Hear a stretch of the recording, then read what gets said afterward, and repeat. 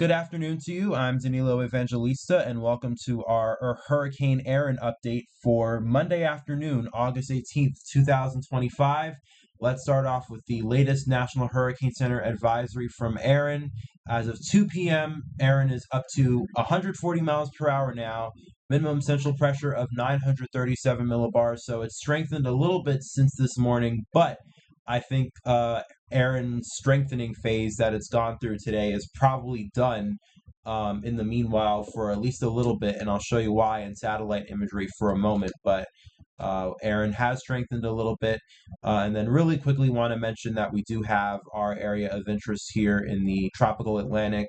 And I'm not going to talk about this much now because we obviously have Erin to talk about, but this will be something that we need to watch over the next several days, especially because I think it could be a more significant threat to potentially watch down the road for us here in the Western Atlantic. And the National Hurricane Center has this as of 2 p.m.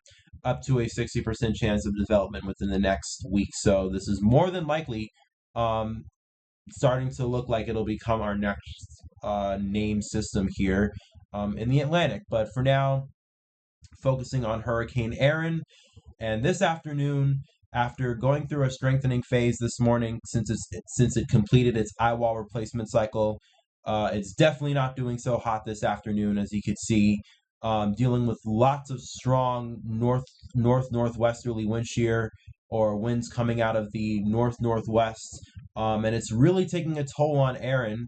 As you probably remember from the satellite imagery earlier today, it had pretty solid convective bursts around the eye, and it had a very solid CDO, and it almost looked like the eye was about to clear this morning, and I think it actually was clearing this morning, and recon was in there this morning, and they found that the pressure was once again dropping, so Erin was re-strengthening, but since then, wind shear has hit Erin, and it's hit Erin pretty strong. As you can see now, it looks pretty disheveled. You can definitely tell that this storm is struggling with wind shear. There's really no more semblance of an eye. And the core has also collapsed quite a bit today. Here's a microwave imagery from this afternoon. And you could see pretty much half of the core of Erin is gone completely. And this is all because of the westerly wind shear that we've had, the northwesterly wind shear that we've had since this morning. And we've probably got some dry air that's also made its way into the storm. So pretty much half of the core of Erin is gone now. So we're probably not going to see any re-strengthening of this storm for at least the next day or two.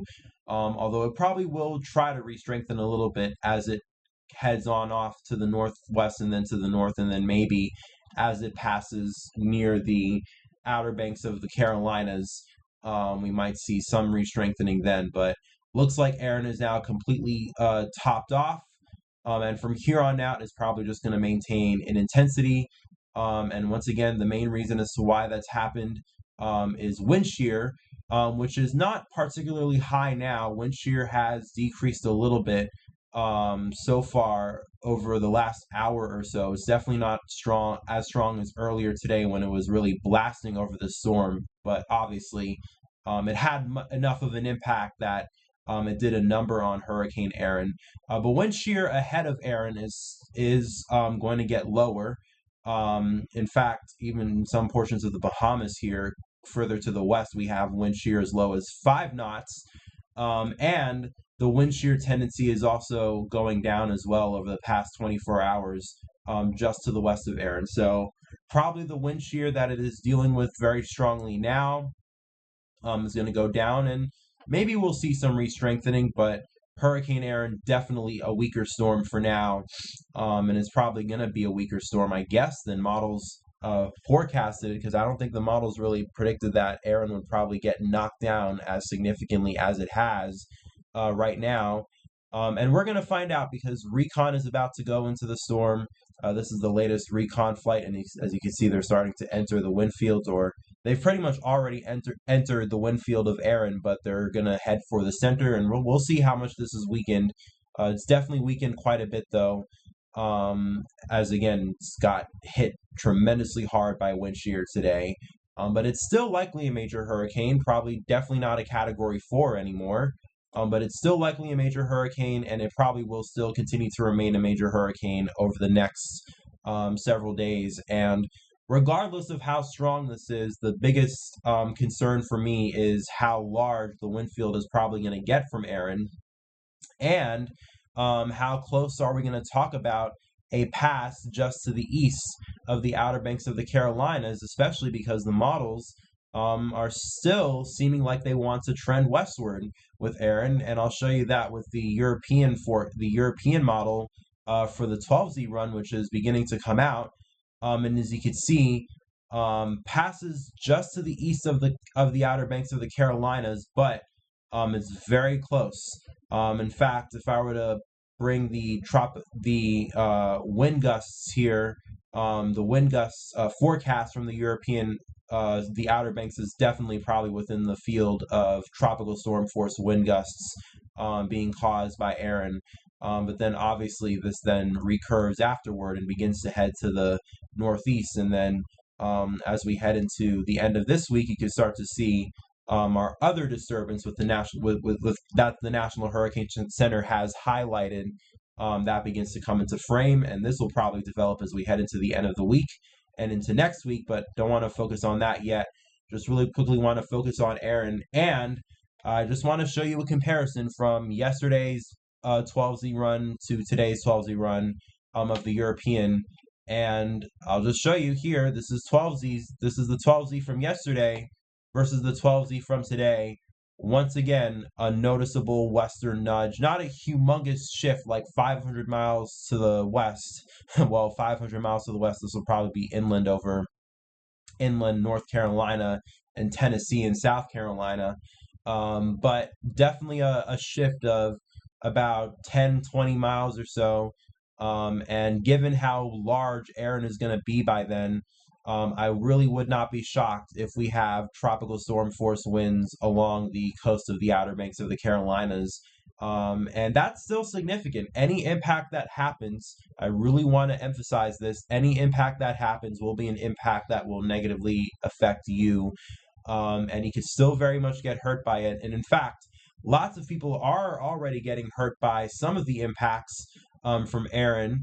And this is a tweet from the IEM bot from this afternoon, 3:10 p.m. Wrightsville Beach. So this is in North Carolina.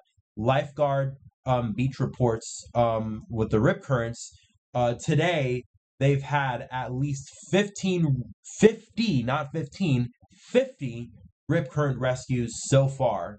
And as I've been talking about over the last week, rip currents are a huge risk that hurricanes cause because of the tremendous waves that are sent outward into the ocean, due to the sheer amount of energy that hurricanes produce on the ocean. And as a result, we get very high waves, and then they swell and eventually reach the coast as rip currents.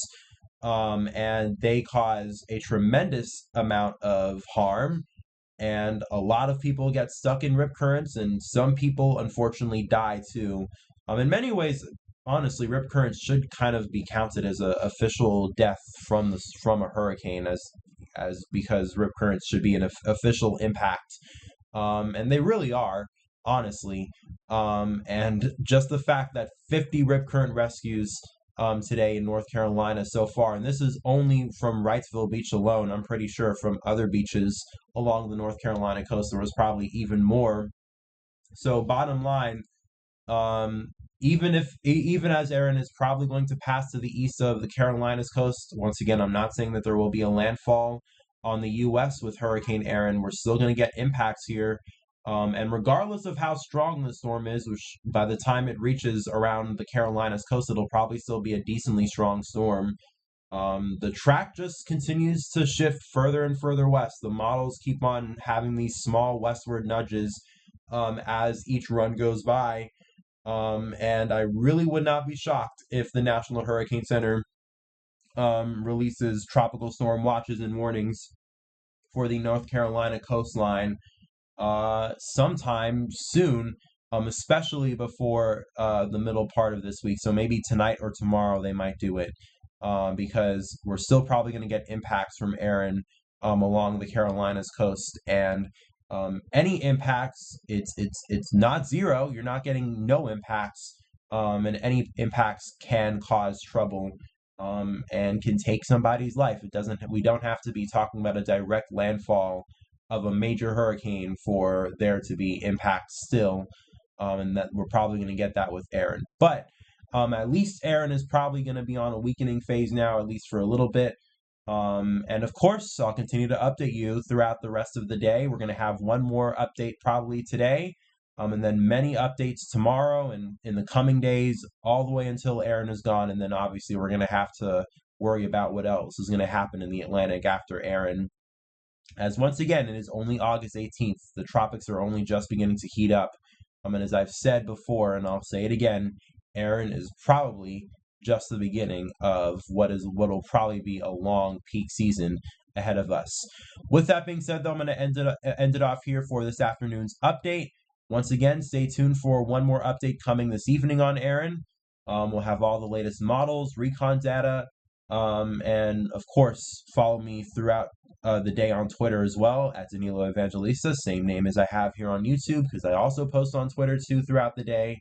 And obviously, you should watch out for that and not have to wait for a video. Literally get anything sometime happens immediately. I post it on Twitter. So please make sure to follow me on Twitter as well if you've not already done so. And with that being said, enjoy the rest of your day. Stay safe, and I will talk to you again later on.